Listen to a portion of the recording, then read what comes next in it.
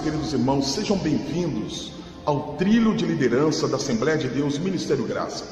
Você vai dar início agora a mais um crescimento espiritual. Que bom que você já terminou ou está começando o crescimento espiritual no trilho de liderança. Eu peço a você que leia todas as referências bíblicas para o seu crescimento espiritual. Depois, você vai ser avaliado pelo seu supervisor. Entregue todas as respostas ao seu supervisor e eu tenho certeza que breve o seu crescimento espiritual estará acontecendo. E vamos logo, pois o Senhor Jesus está voltando. Quem sabe você nem vai terminar esse curso e o Senhor Jesus irá voltar. Então, vamos rápido, porque o Senhor Jesus tem pressa e quer você trabalhando na obra do Senhor, na seara do Senhor. Vamos para o nosso crescimento espiritual. E que Deus te abençoe, em o nome do Senhor Jesus. Amém e amém.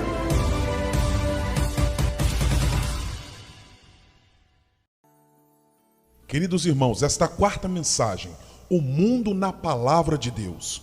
Efésios capítulo 1, versículo 9 e 10 nos diz: desvendando-nos o mistério da sua vontade, segundo o seu beneplácito, que propusera em Cristo, de fazer convergir nele, na dispensação da plenitude dos tempos, todas as coisas, tanto as do céu como as da terra. A parte 1 desta mensagem apresentou o primeiro passo e a estratégia da colheita espiritual. A mensagem tratou da visualização, na qual a visão de Deus para este ministério, para a sua vida, foi identificada. A nossa próxima mensagem, nós vamos progredir através do nascimento de uma visão, identificação da visão e vendo o mundo agora através dos olhos de Deus. A primeira parte dessa mensagem apresentou o primeiro passo em estratégia da colheita espiritual. Ele tratou da visualização, na qual a visão foi identificada. Os seus capítulos seguintes, nós tratamos sobre progredir através do nascimento de uma visão e identificação da visão e vendo o mundo através dos olhos de Deus. Esta mensagem começa com a conceitualização, segundo os passos da estratégia da colheita espiritual. Nós vamos apresentar o conceito do propósito por trás da visão da colheita e o tema acerca do mundo, conforme visto na palavra de Deus, que revela o propósito global de Deus. Qual é o propósito de Deus? Desde o começo do mundo, Deus tem um divino propósito no qual ele fundamentou sua relação, promessas e profecias com a humanidade. Deus tem revelado o seu propósito aos crentes, conforme vimos no versículo-chave dessa mensagem. O propósito divino de Deus, desde os primórdios tempos, tem sido de unificar em Jesus Cristo todas as coisas nos céus e na terra. A sua visão global em natureza é: não tarda o Senhor a sua promessa, como alguns a julgam demorada. Pelo contrário, ele é longânimo para convosco, não querendo que nenhum pereça, senão que todos cheguem ao arrependimento. 2 Pedro capítulo 3, versículo 9. O propósito de Deus é a salvação do mundo, porque esse é o seu propósito, e ele deve ser também o nosso propósito. Nós devemos fazer de sua causa global uma prioridade em nossas vidas. Existem muitas necessidades no mundo, irmãos, incluindo a fome, a pobreza, doenças e injustiças sociais. Missões tradicionais têm estado envolvidas em todas essas áreas. E realmente, a Bíblia ensina a importância de cuidar dessas coisas. Mas a visão dos campos de colheita, de ceifar homens e mulheres para o reino de Deus, deve permanecer uma prioridade em nossas vidas. Há outras necessidades serão supridas, uma vez que as comunidades de cristãos responsáveis sejam estabelecidos. Missões envolve todos os níveis de necessidades humanas, mas a colheita espiritual, ganhar o perdido para Jesus Cristo, deve ser para nós o que é para Deus, o propósito prioritário, a primeira coisa em nossa vida. O Antigo Testamento revela o propósito de Deus e pode ser traçado de Gênesis a Apocalipse. A sua palavra é a história de como ele tratou com indivíduos e nações para cumprir o seu propósito.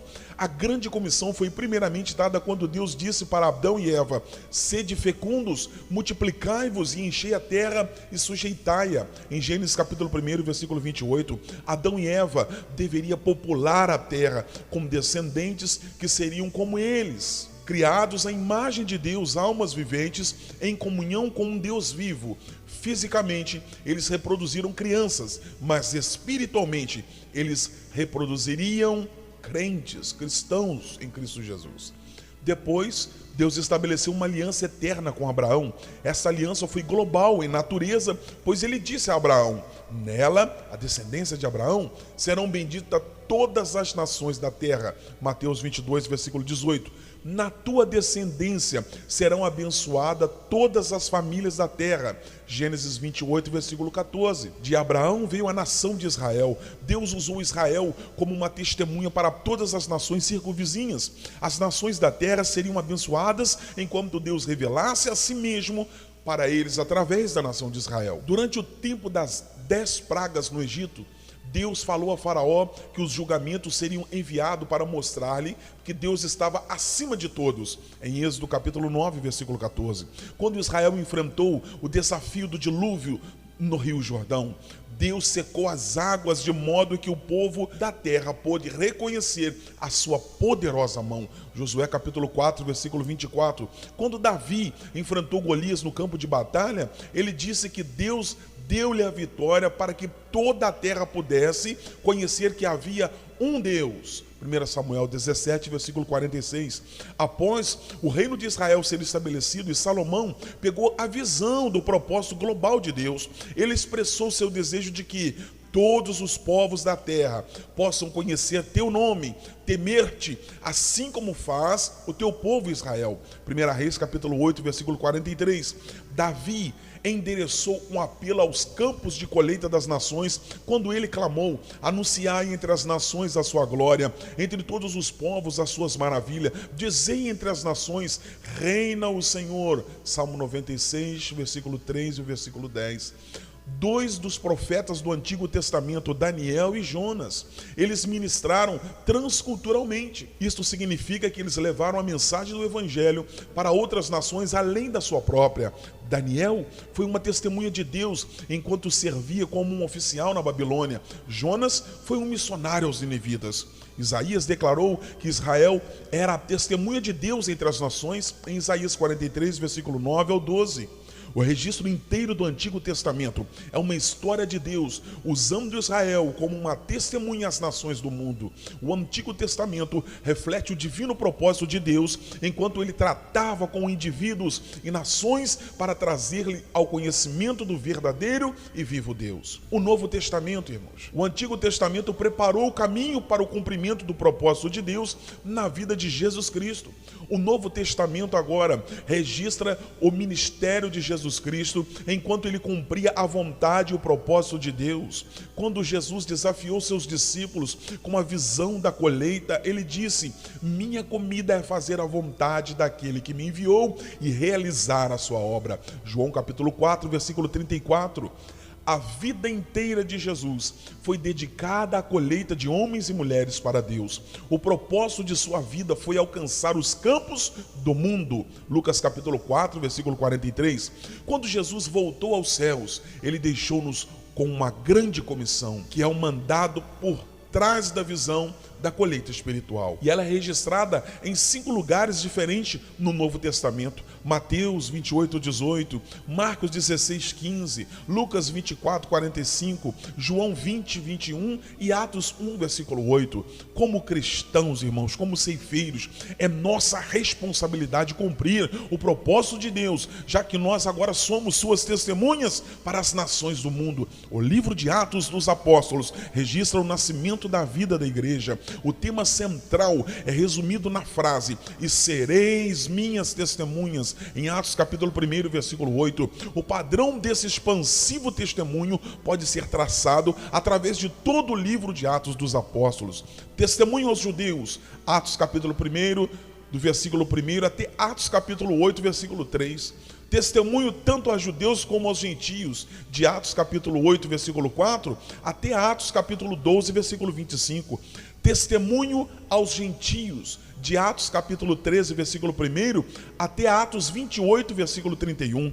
A igreja primitiva nasceu em meio a uma grande demonstração de poder, conforme registrado em Atos capítulo 2. Deus começou o processo de criar um novo corpo de pessoas, a igreja, através do qual seu testemunho fluiria às nações do mundo. Efésios capítulo 3, versículo 9 e 10. O propósito de Deus é que pela igreja, seu plano de redenção através de Jesus Cristo seja feito conhecido através deste mundo inteiro, irmãos. As epístolas do Novo Testamento explicam a posição, a ordem, o privilégio e funções dos membros da igreja do Senhor Jesus. Uma igreja bem ordenada, capaz não apenas de articulações, de ensino, mas também da demonstração do poder de Deus. Existe para providenciar a força de trabalho nos campos de colheita no mundo. Em Apocalipse, capítulo 1 ao capítulo 3, João registrou o estilo de vida das 7 igrejas locais no fim do primeiro século. Através desse registro, nós vemos a condição da igreja 2 gerações após o Pentecoste. Algumas das igrejas tinham esquecido o seu propósito. Algumas estavam frias espiritualmente e não tinham mais poder. Mas, a despeito da condição da igreja refletida nesses capítulos, o divino propósito de Deus não mudou. Eis que estou à porta e bato. Se alguém ouvir a minha voz e abrir a porta, entrarei em sua casa e cearei com ele e ele comigo. Apocalipse capítulo 3, versículo 20. Para qualquer pessoa, irmãos, de qualquer nação, tribo ou língua, Deus deseja revelar a si mesmo. Desde o começo do tempo, o seu propósito não mudou.